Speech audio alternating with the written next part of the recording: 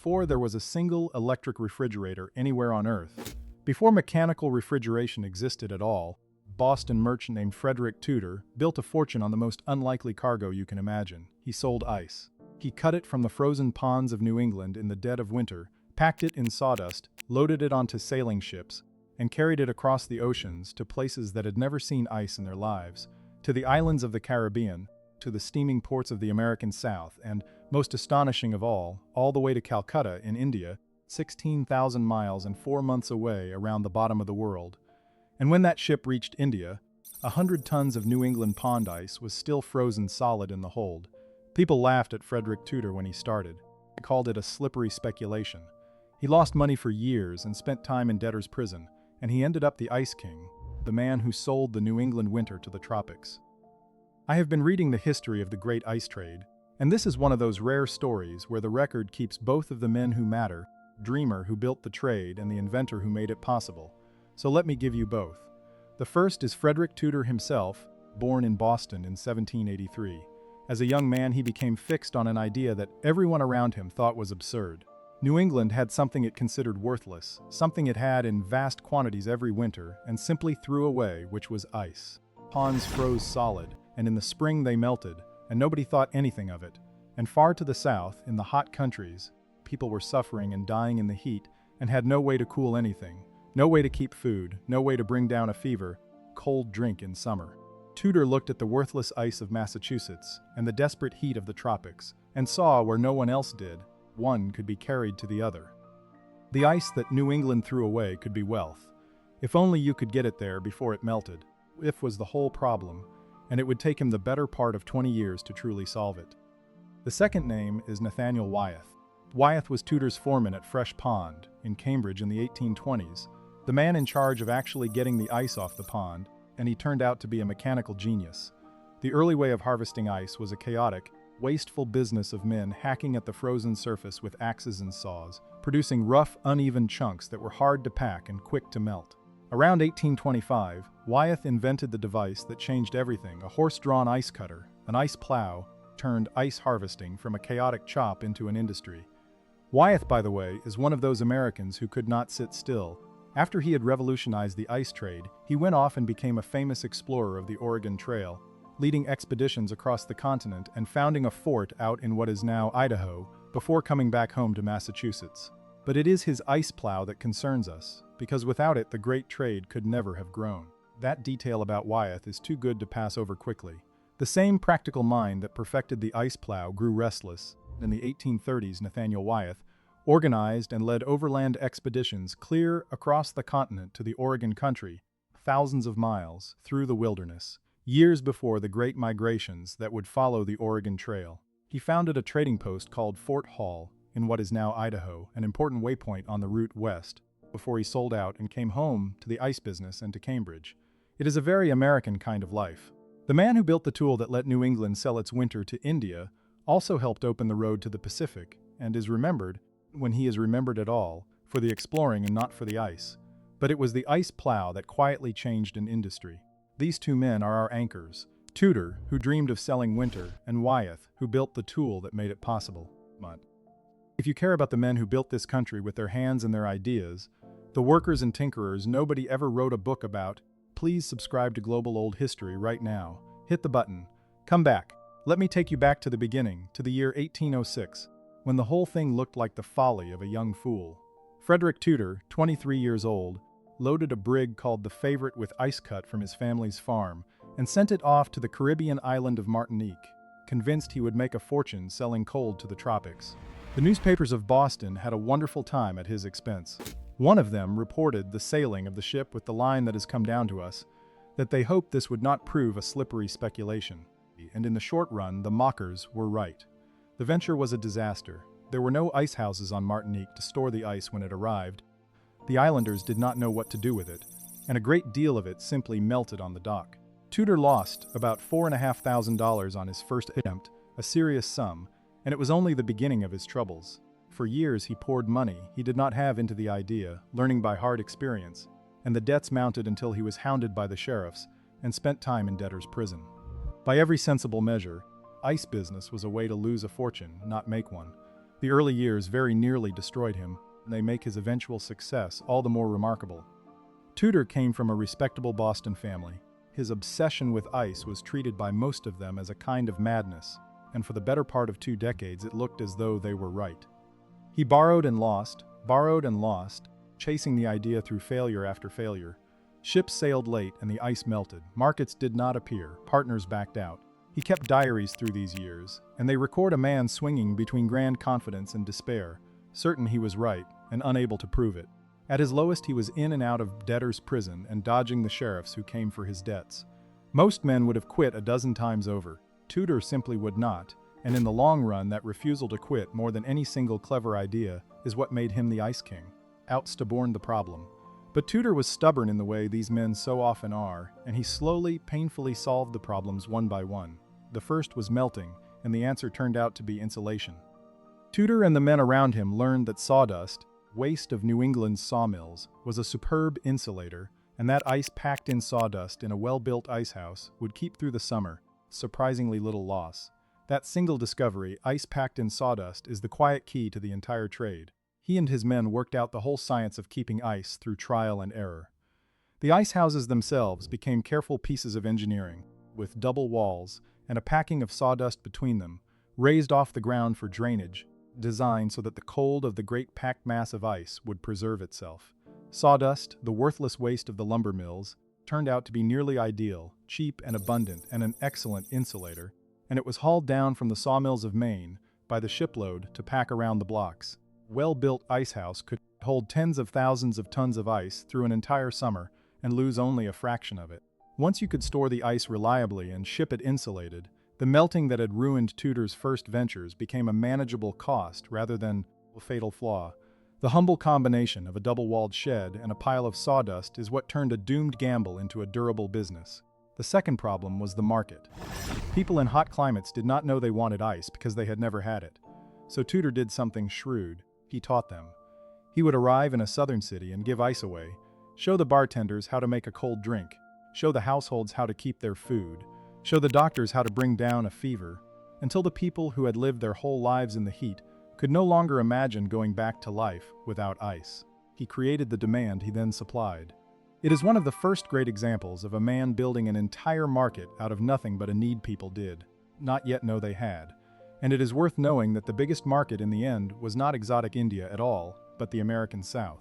As Tudor's trade matured, the great steady business was carrying New England ice down the coast to the hot cities of the southern United States, to Charleston and Savannah and Mobile and New Orleans, where it preserved food, cooled the sick through the long murderous summers, and made the iced drinks that became a fixture of southern life.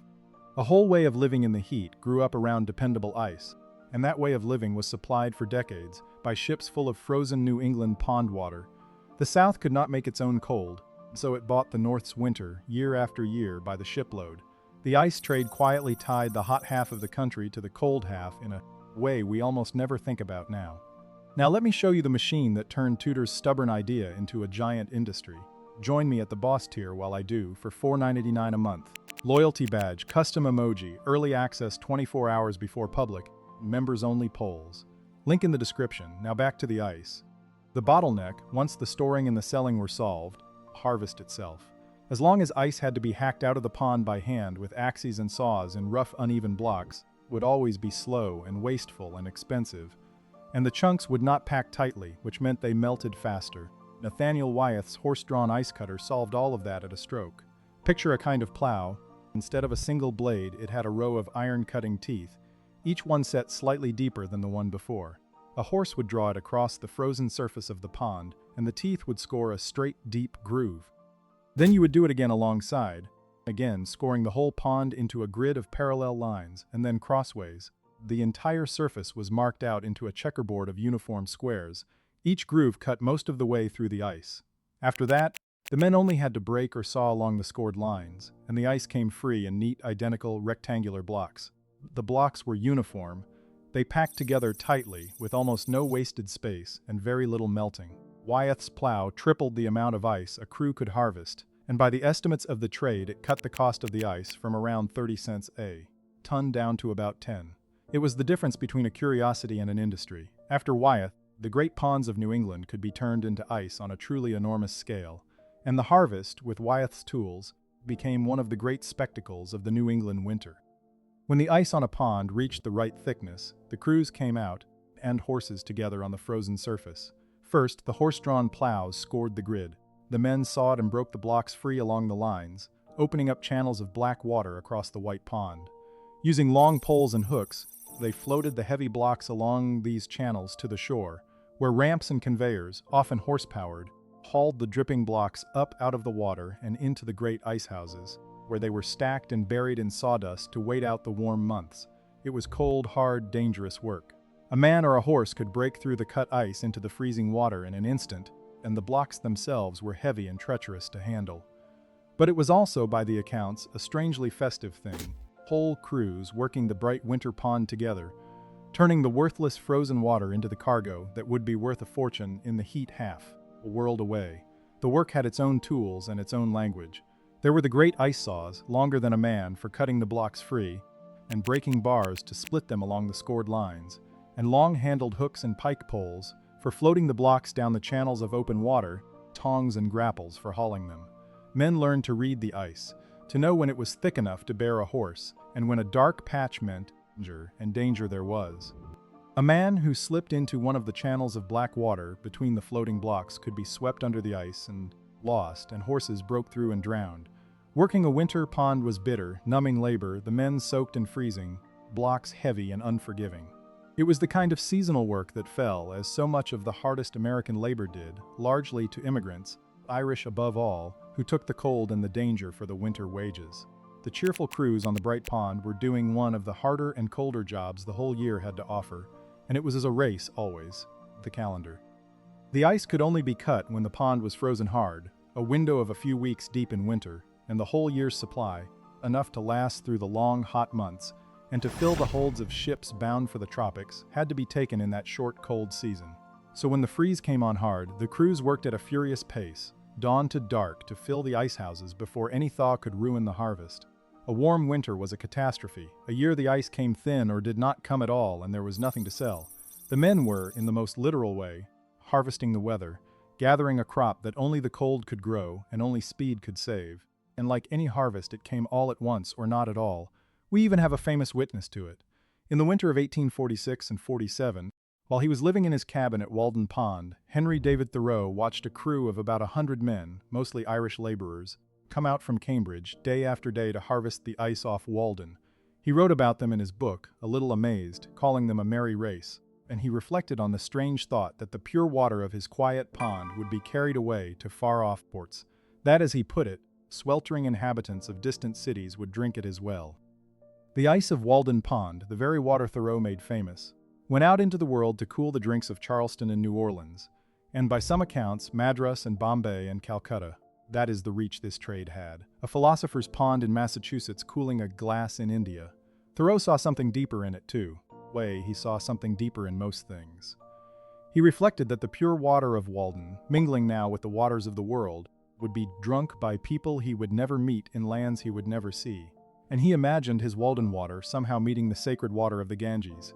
It pleased him, the thought that his quiet New England pond was secretly connected to the whole hot, thirsty world by this strange traffic in frozen water. And he was right. The ice trade was exactly that, a hidden circulatory system carrying the cold of the northern winter out to the far corners of the earth, and a man sitting alone by a pond in Massachusetts was, without quite meaning to be, sitting at the source of it. Before I go on, do me a favor and subscribe. The algorithm buries old history like this one unless enough people click. One click, and then come right back. That reach is the part that still astonishes me. So let me give you the most extraordinary single voyage of the whole trade. In 1833, Tudor sent a ship called the Tuscany loaded with 180 tons of New England ice on a voyage to Calcutta, in India, a journey of some 16,000 miles that took about 4 months, down the length of the Atlantic, around the southern tip of Africa, and across the Indian Ocean to Bengal. Everyone assumed the ice could not possibly survive such a journey through the tropics. It did. When the Tuscany reached Calcutta, around 100 of the original 180 tons were still solid, sawdust insulation having held off the heat for 4 months at sea. The British colonists in India, sweltering in a climate that was killing them, were astonished and delighted, and the India ice trade was born. For the next 20 years and more, England ice cooled the drinks and preserved the food, and eased the fevers of the British in India, and it made Tudor a great deal of money. Think about the sheer unlikeliness of it. A block of ice cut from a frozen Massachusetts pond by an Irishman with a horse and a plow, packed in the sawdust of a Maine sawmill, carried 4 months across the equator twice, and delivered still frozen to a man dying of the heat in Calcutta. That is one of the strangest and most wonderful supply chains in the history of the world. By the time he died, Frederick Tudor, the man Boston had laughed at, was worth a great fortune, by some reckonings the equivalent of hundreds of millions of dollars today. He had been entirely right, and the whole city that had mocked his slippery speculation lived to see him proven so. There is a deep satisfaction in that ridiculed young man with the absurd idea who simply refuses to be wrong and outlasts every doubter, and Tudor is one of its purest examples. He had seen value where no one else could, in the one thing New England had in endless supply and counted as worthless, and he had been willing to suffer for 20 years to prove it. The Ice King earned his crown the hard way. One quick note. I turned the full story into a book, Everything the Records Gave Me. If you want it, the link is in the description. By the middle of the century, ice trade Tudor had founded, and Wyeth had mechanized, was an enormous industry. In a single year around 1847, more than 350 ships left Boston Harbor loaded with ice, and Boston alone sent out something like 75,000 tons of it in that year. New England ice went to the American South, to the West Indies, to South America, to India and China, and even Australia. Some New England ponds became luxury brands in their own right. The ice of Wenham Lake, north of Boston, was so famously clear that it became a fashionable sensation in England, where a London shop displayed a block of Wenham ice in its window every day, with a newspaper propped behind it so passers-by could read the print, straight through the ice, and Queen Victoria herself was sent samples and granted the company a royal warrant. New England winter had become, of all things, a luxury good in the drawing rooms of London. The Wenham Lake craze tells you how far the strange magic of clear New England ice could travel. Ice from that one pond north of Boston was so pure and so transparent that it became a fashionable sensation in Victorian Britain, a mark of luxury on the finest tables. The newspaper read straight through the daily block in the London shop window became an advertisement people talked about for years. The ice was so admired that English suppliers tried to imitate it, and an English lake was even renamed to borrow the Wenham name and trade on its fame. A pond in Massachusetts had become a brand in the drawing rooms of London, its frozen water, something the British aristocracy paid a premium to chill their wine with. That is a strange and wonderful kind of fame for a New England winter to achieve, and it gives you the measure of how completely Tudor had turned the worthless into the precious. By 1880, the United States was consuming more than 5 million tons of ice a year, and harvested natural ice had become one of the largest exports the country had. And it was no longer only New England supplying it. As the demand grew beyond what the ponds around Boston could provide, the harvest spread. Great ice houses marched up the Hudson River Valley in New York and along the rivers and lakes of Maine, till by the later 1800s millions of tons of ice were being cut and stored along the Hudson alone, much of it to cool the growing city of New York through the summer. The ice houses themselves became enormous structures, some able to hold 100,000 tons, looming over the river landings like wooden cliffs. An entire seasonal economy turned on the winter freeze. Tens of thousands of men and horses put to work for a few weeks of hard cold, cutting the whole year's supply of a commodity that the country had come to depend on, and that could be made by nothing but winter itself. And through all of it, the enemy was always the same, and it was simply the melt. Every ton of ice was a race against its own nature, cut in the cold, and rushed toward a buyer before it could turn back into the water it had come from. On the long voyages, a third or even half the cargo might be lost to melting before it arrived. The whole trade was a vast, ingenious, doomed argument with the laws of physics, an enormous effort to hold winter still long enough to sell it, and for most of a century, New England won that argument often enough to grow rich on it. But in the end, the melt was not what killed the ice trade. What killed it was a better idea. In the late 1800s, inventors finally worked out how to make ice artificially, by machine anywhere, time, no frozen pond required. Mechanical refrigeration meant that a city in the deep south or in India no longer had to wait for a sailing ship to bring it a piece of a New England winter. It could simply manufacture its own cold. It is worth pausing on what all of this had meant for ordinary life, because the ice trade quietly changed how people ate and lived. For dependable ice, fresh food spoiled fast, and a household's diet in summer was sharply limited by whatever would keep. The trade put a block of ice into the home, in the wooden icebox that was the direct ancestor of the refrigerator, and suddenly meat and milk and fish and vegetables could be kept for days instead of hours. It changed what farmers could ship and what families could eat. It turned the cold drink and the dish of ice cream from rare luxuries into everyday pleasures. By the time mechanical refrigeration arrived, the ice trade had already taught the whole country to expect cold, build its kitchens and its diet and its appetites around a steady supply of it. The machines that finally replaced the harvest were really just a better way to deliver something the natural ice men had already made into a necessity of American life. And once that was possible, the natural ice trade was doomed, the way the canal was doomed by the railroad, and the bull team by the steam donkey. The numbers tell the story. By around 1914, the ice made by machines and factories had finally overtaken the ice cut from the ponds, and from there the old harvest faded fast. Within a few decades, the great ice houses stood empty, the horse-drawn plows were curiosities, and the whole astonishing global trade in frozen pond water passed out of the world and very nearly out of memory. It is the same shape we keep finding in these stories. The canal taught the country to move freight and was beaten by the railroad. The bull team was beaten by the steam donkey. The natural ice harvest taught the country to want cold, the ice boxes and the appetites, and the whole expectation of refrigeration, and then it was beaten by the machine that could make cold without a winter. Each of them did the essential early work, the thing possible and then ordinary, and was then replaced by something cleaner and faster that could only exist because the harder, older way had gone first and cleared the path. We remember the machine that wins, we forget the patient, laborious, half-impossible thing that came before it and made it inevitable. The Icemen are one more crew in that long procession, the ones who did it the hard way first, so that someone else could later do it the easy way. Here is the thought I will leave you with, and you can tell me in the comments whether you think I have it right. The ice trade is, on its face, almost a joke, a story about selling frozen pond water to the tropics, and it is easy to file it away as a quaint curiosity. Look closer, and it is one of the purest examples of a particular kind of American genius for seeing value in something everyone else throws away. New England had nothing down at the pond but worthless ice and a hard winter. Frederick Tudor looked at that worthless winter and saw a cargo worth a fortune, and Nathaniel Wyeth built the plow that let them harvest it by the 100,000 tons, and together they sold the New England winter to half the hot places on Earth, by hand with horses and saws and sawdust and sailing ships, decades before anyone could make a cube of ice by any other means. We remember the men who invented the machine that finally replaced them. I think we ought to remember the men who, for most of a century, did the impossible thing the hard way first, who cut winter out of a frozen pond and carried it, still frozen, all the way around the world. They turned the coldest, hardest, most worthless weeks of the New England year into a thing the whole hot world would pay for. They did it with horses and saws and sawdust and nerve, and almost no one remembers them now. I think that is worth setting right, even a little, even just for the length of one story. Because a country that forgets the people who did the impossible the hard way loses something it cannot easily back.